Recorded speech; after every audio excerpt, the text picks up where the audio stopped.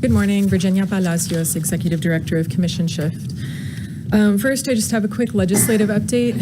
Senate Bill 1150 related to inactive well plugging requirements is moving.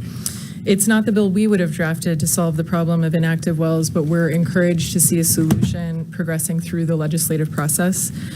So far, the appropriations bill includes the additional $100 million the Railroad Commission requested for plugging orphan wells and the $2.7 million for the underground injection control investigation team.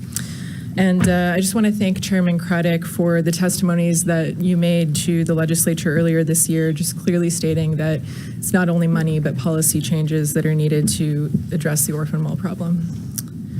The UIC investigation team is really important.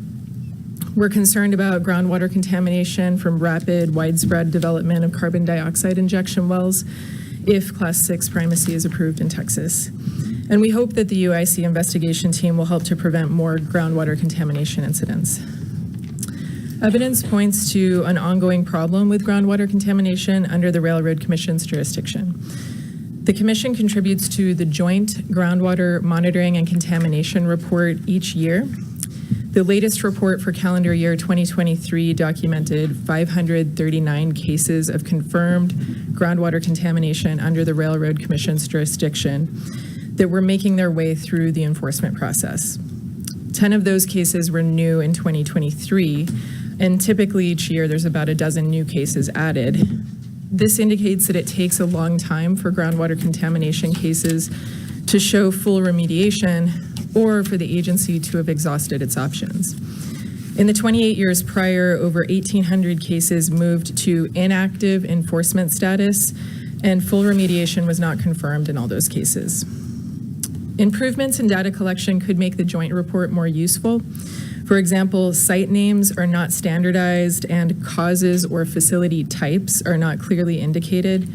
There's no flag showing whether the aquifer meets the federal definition of underground sources of drinking water, which is what EPA cares about in primacy.